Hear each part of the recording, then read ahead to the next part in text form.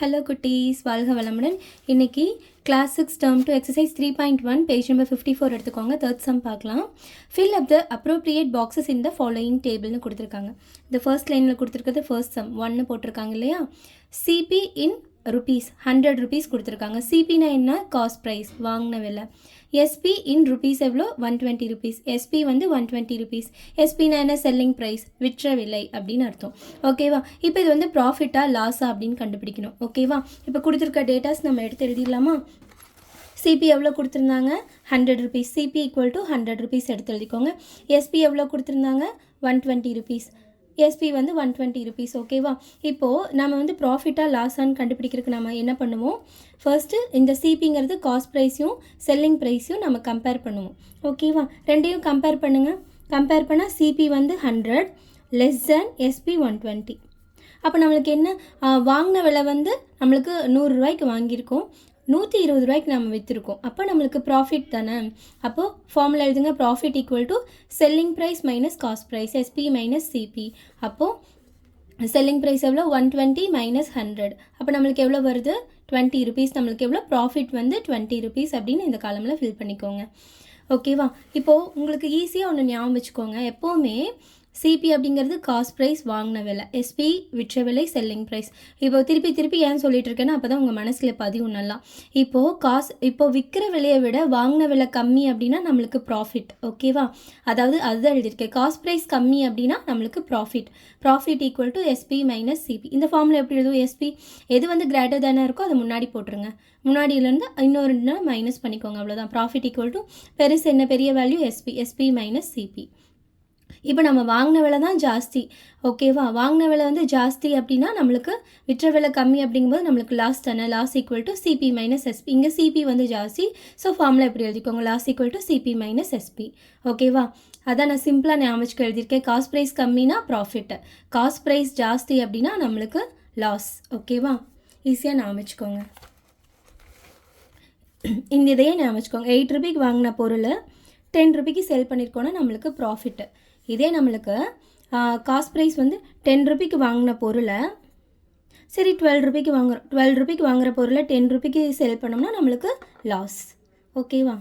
ஒரு சின்ன நம்பரை நீங்கள் வந்துட்டு போட்டு பார்த்து ஒரு கிளாரிட்டி ஆகிட்டிங்கன்னா உங்களுக்கு சம் போடுறதுக்கு ரொம்ப ஈஸியாக இருக்கும். ஓகே. செகண்ட் சம் என்ன கொடுத்துருக்காங்க?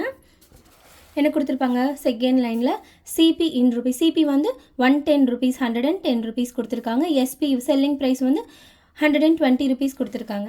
ப்ராஃபிட்டா லாஸா அப்படின்னு சொல்லி ஃபைண்ட் அவுட் பண்ணணும். ஃபைண்ட் அவுட் பண்ணலாமா? இப்போது காஸ்ட் ப்ரைஸ் எவ்வளோ கொடுத்துருக்கிறதுல எடுத்துடுங்க. காஸ்ட் ப்ரைஸ் வந்து ருபீஸ் 110. செல்லிங் ப்ரைஸ் எவ்வளோ? ருபீஸ் 120 எடுத்து எழுதிக்கோங்க. இப்போ ரெண்டையும் கம்பேர் பண்ணலாம்.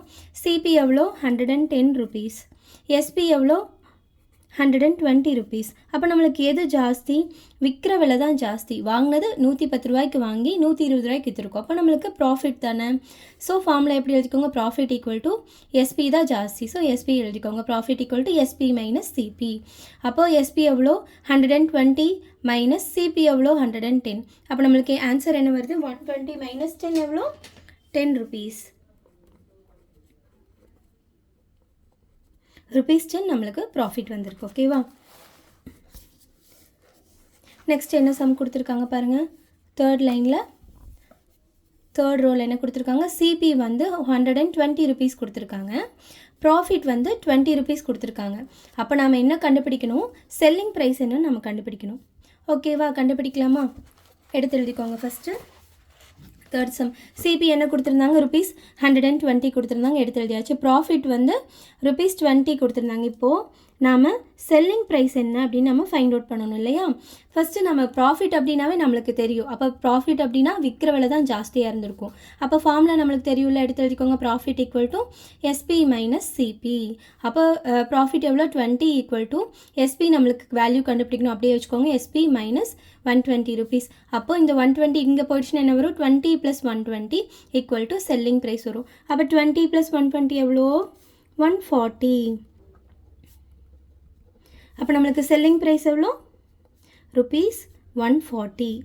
இதுதான் ஆன்சர். விற்கிற விலை எவ்வளோ? 140 ரூபா. 120 ரூபாய்க்கு வாங்கி 140 ரூபாய்க்கு விற்றுருக்காங்க. அதனால தான் 20 ரூபி ப்ராஃபிட் வந்திருக்கு. ஓகேவா? நெக்ஸ்ட்டு 4th சம் பாருங்கள் என்ன கொடுத்துருக்காங்க. தேர்டில் 4th சம். சிபி வந்து காஸ்ட் ப்ரைஸ் வந்து 100 ருபீஸ் கொடுத்துருக்காங்க. செல்லிங் ப்ரைஸ் 90 ருபீஸ் கொடுத்துருக்காங்க. ப்ராஃபிட்டாக லாஸான்னு நம்ம ஃபைண்ட் அவுட் பண்ணணும். ஓகே, எடுத்து எழுதிக்கோங்க. காஸ்ட் ப்ரைஸ் எவ்வளோ? 100 rupees. CP equal to ₹100. Selling price எவ்வளோ? ₹90. இப்போ ரெண்டையும் கம்பேர் பண்ணி பாருங்கள். நான் 100 ரூபாய்க்கு வாங்கினதை 90 ரூபாய்க்கு தான் சேல் பண்ணியிருக்காங்க. அப்போது வாங்கின விலை தான் நம்மளுக்கு ஜாஸ்தி, விற்ற விலை ரொம்ப கம்மி இல்லையா? அப்போ நம்மளுக்கு லாஸ் தான். லாஸோட ஃபார்முலா என்ன? லாஸ் ஈக்குவல் டு இந்த பெரிய வேல்யூ தானே நான் முன்னாடி போடணும். Loss equal to CP minus SP. அப்போ லாஸ் ஈக்குவல் டு இங்கே எவ்வளோ? சிபி எவ்வளோ? 100 ரூபி. 100 மைனஸ் ₹90. Selling price 90. அப்போ நம்மளுக்கு எவ்வளோ லெஸ் நம்மளுக்கு லாஸ் ஆகிருக்கு?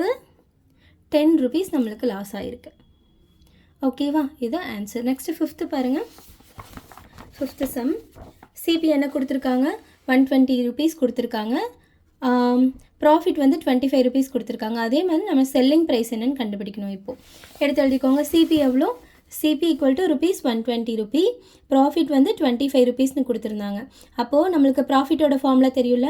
ப்ராஃபிட் வந்திருந்தது அப்படின்னாவே நம்மளுக்கு காஸ்ட் ப்ரைஸ் ரொம்ப கம்மியாக இருக்கும், விற்ற விலை தான் ஜாஸ்தியாக இருக்கும், செல்லிங் ப்ரைஸ் தான் ஜாஸ்தியாக இருக்கும் இல்லையா? அதான் செல்லிங் ப்ரைஸ் கிரேட்டர் தேன் சிபின்னு எழுதியிருக்கேன். So profit equal to SP minus CP. அப்போ ப்ராஃபிட் என்ன சம்மில் கொடுத்துருக்காங்க? 25. அதை அப்படியே சப்ஸ்டியூட் பண்ணுங்கள். 25 ஈக்குவல் டு எஸ்பி மைனஸ் 120. இப்போ நம்ம செல்லிங் ப்ரைஸ் எஸ்பி தான் நம்ம கண்டுபிடிக்கணும். ஸோ இது அப்படியே வைங்க.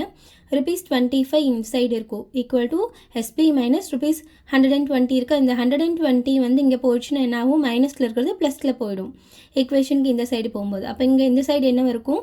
₹25 plus ₹120 equal to selling price. அப்போ 120 ப்ளஸ் 25 எவ்வளோ? ₹145. செல்லிங் ப்ரைஸ் என்ன நம்மளுக்கு?